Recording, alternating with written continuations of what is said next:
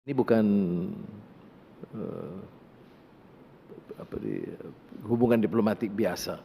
Saya agak sentimental sedikit dan, Bapak Presiden tahu bahwa Indonesia ini ada.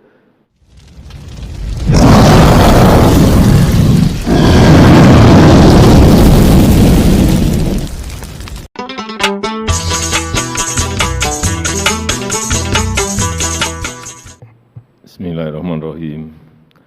Assalamualaikum warahmatullahi wabarakatuh. Yang mulia Datuk Seri Anwar Ibrahim, selamat datang di Indonesia.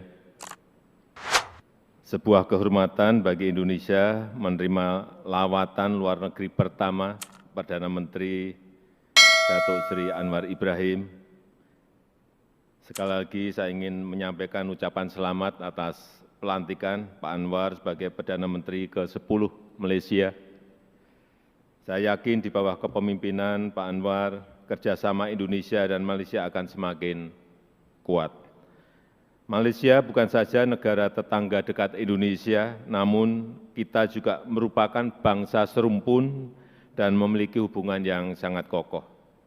Dalam pertemuan dengan beliau tadi, saya menyampaikan beberapa hal.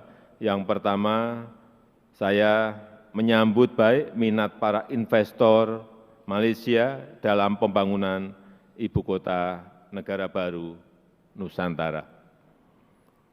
11 letter of intent telah ditandatangani oleh sektor swasta Malaysia dan diserahkan kepada otoritas IKN yang bergerak di bidang elektronik, kesehatan, pengelolaan limbah, konstruksi, dan properti.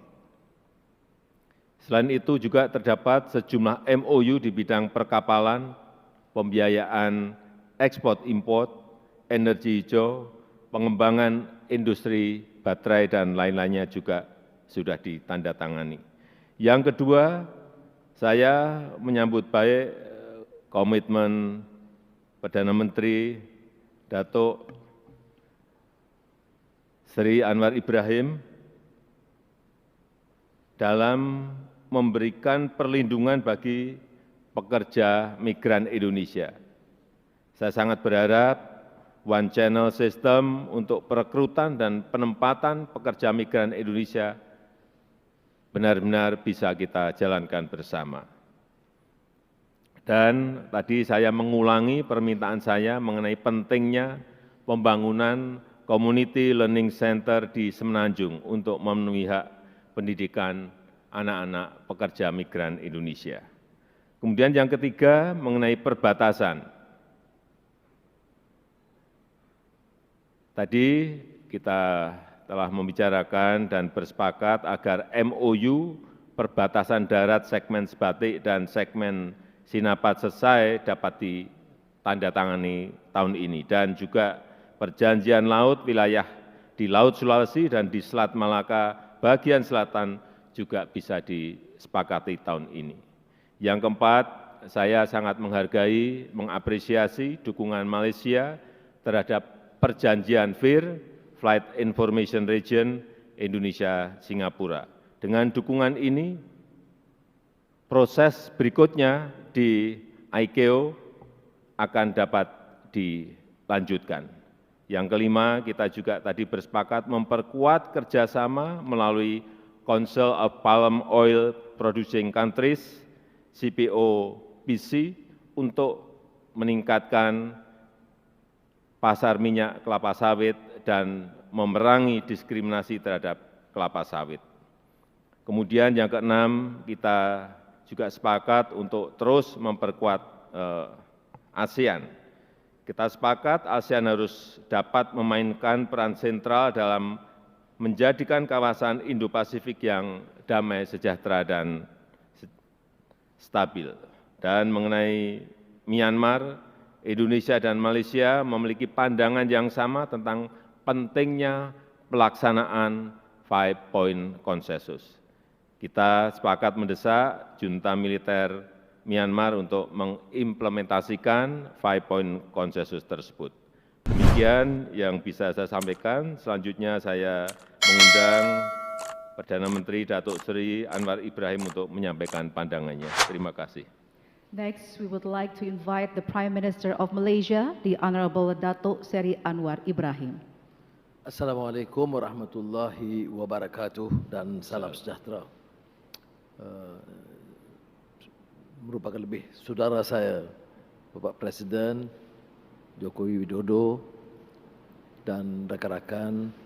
Saya tentunya ingin memulakan untuk menyatakan penghargaan yang setingginya kesudian Bapak mengundang kami ke Indonesia.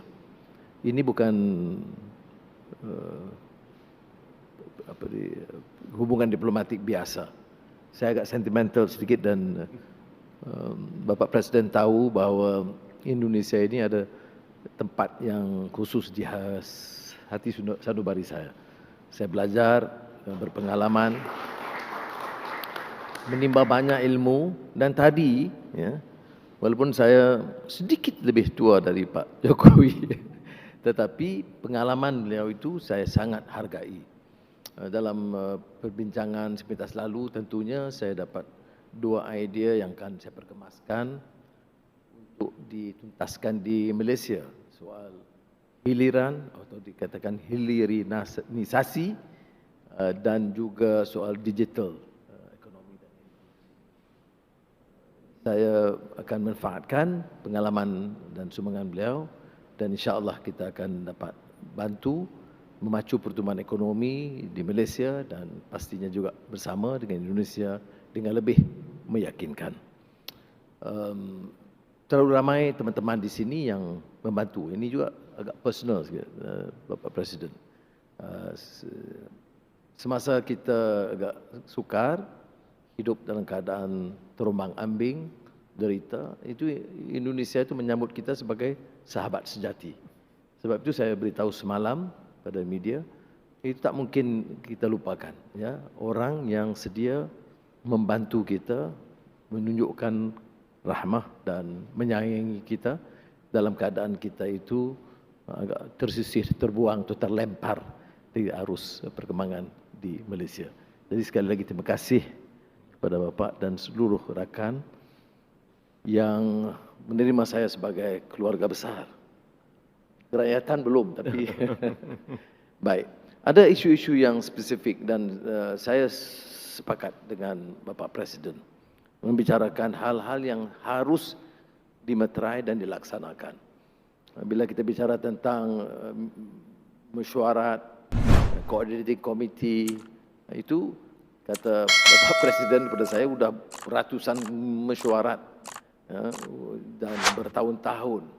Jadi saya beritahu Bapak Presiden, insya-Allah kalau ini pendirian kita bersama, kita ada tekad politik yang jelas untuk menyelesaikan permasalahan basic itu selewat-lewatnya akhir tahun ini.